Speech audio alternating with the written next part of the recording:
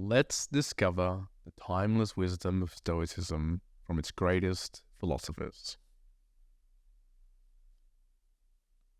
Welcome back, Mere Mortalites, to another edition of the Mere Mortals book reviews. I have Lives of the Stoics for you today by Ryan Holiday and Stephen Hanselman, The Art of Living from Zeno to Marcus Aurelius.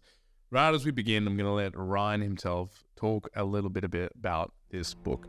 It was over 23 centuries ago now that a ruined merchant named Zeno washed up on the shores of Athens.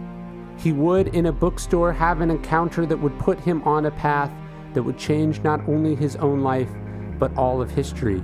From those ashes came a philosophy known as Stoicism, a philosophy that has, in the centuries since, become a guide to those who seek greatness, from generals to athletes to politicians and everyone in between. A practical philosophy, a philosophy you can actually use. The only reason to study philosophy is to become a better person. Anything else, as Nietzsche said, is merely a critique of words by means of other words. And no school of thought has believed this in the power of deeds over ideas more than Stoicism. It was Seneca, the great Stoic philosopher far removed from the academy, who would say quite bluntly that there was no other purpose to reading and study if not to live a happy life.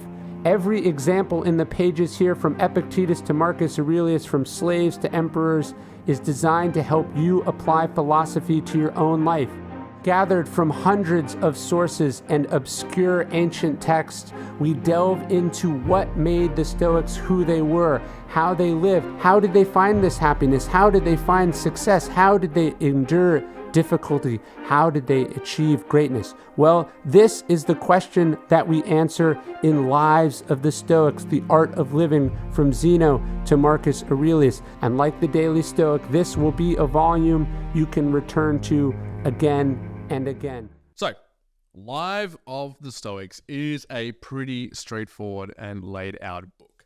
It begins, I'm just talking through all the actual content themselves. When you open this up, it is very easily broken down into the very many philosophers who have sort of brought about Stoicism from its early days, from Zeno the prophet all the way through, and talking in relation to many of those who you probably have heard if you are into some sort of Stoicism: Epictetus, Seneca, Marcus Aurelius. And the book is laid out largely chronologically, and really interestingly as well, right at the back of a book, there is, as the usual Ryan Holiday style book, quite a lot of details of where you can find out more info. But it also has a timeline, which also helps to showcase where everything sort of began. So it's timeline of the Stoics and the Greco-Roman world, and it actually begins at 500 BC all the way through to I think like 500 AD. So you get a bit of an idea of, I guess, Stoicism in a historical and chronological order, which honestly I really, really enjoyed about that. So kind of in summary, for the a synopsis of the book, each section, each chapter, when talking about each particular philosopher, does very much pinpoint where that individual kind of helped, aided, or subtracted away from Stoicism. So each one gets into not a whole host of historical context, not really deep. Don't pick up this book and think that you're going to find out exactly or everything there is to know about Zeno the prophet, even if there isn't maybe that much information out there about them.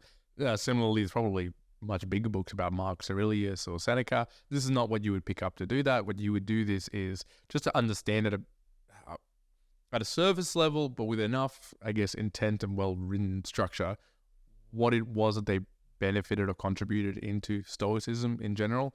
And to me, as I read through this particular book, I did get a lot of those learnings and a lot of that uptake of, okay, I do see that, Stoa began at the porch, and it was sort of talked about and portrayed, and as the Roman Greco world sort of progressed forward into these empires, Stoicism started to move from a really just this philosophy that was talked about into the rankings of high power and how they actually influenced the world all the way through to Marcus Aurelius, the philosopher king.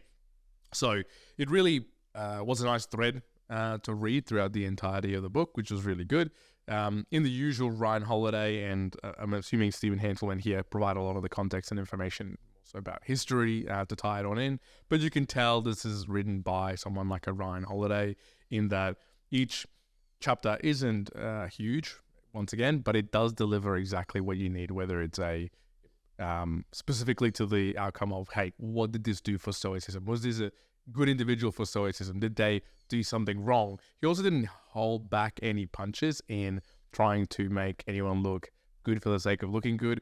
There's plenty of references about people who maybe at very initial thoughts, like a Seneca or a Marcus Aurelius, you might go, oh yeah, there was always this great person in history. He also talks through the book of some of the things they didn't do as well, either reflected on their time or all the way to now. I know that throughout this book, there's some notes of, a lot of the Stoics during that time, just like a lot of people did have a lot of slaves, and so they didn't see that as a problem in the time, but obviously something that we see a problem in today's world. So Ryan did a good job of just being pretty straight and pretty pointed to the facts. Now, Ryan himself calls out in a little summary at the beginning that this is sort of a book to be picked up once again at any other points and be reread, like some of these other books, like the Daily Stoic, Obstacle is the Way, Stillness is the Key, or some of his other series.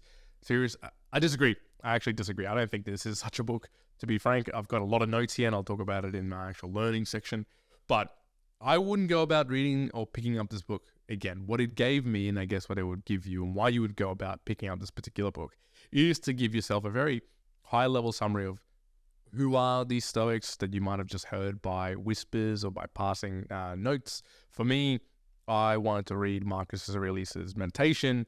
I found that I wanted, just before reading it, really to get a bit of an idea overall, holistically, around Stoicism and where it was coming from, and this is a book that did that for me. It was a really good, nice, high-level summary. I didn't want to go and read hundreds of pages about all of these different philosophers to understand the minutiae of the way that they lived.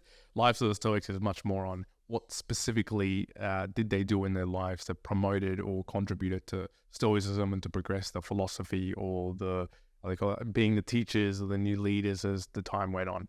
So for that, it did its job really, really well. Would I recommend it for you individuals at home, Immortalites? Absolutely.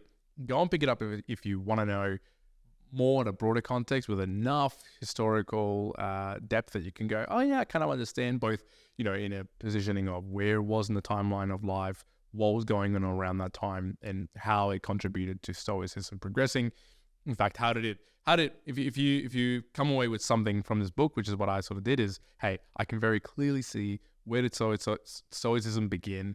Who were those key early influences? What were they like? How did they shape Stoicism, and how did it become or partake in a large majority of the world at that time? So, Lives of the Stoics by Ryan Holiday.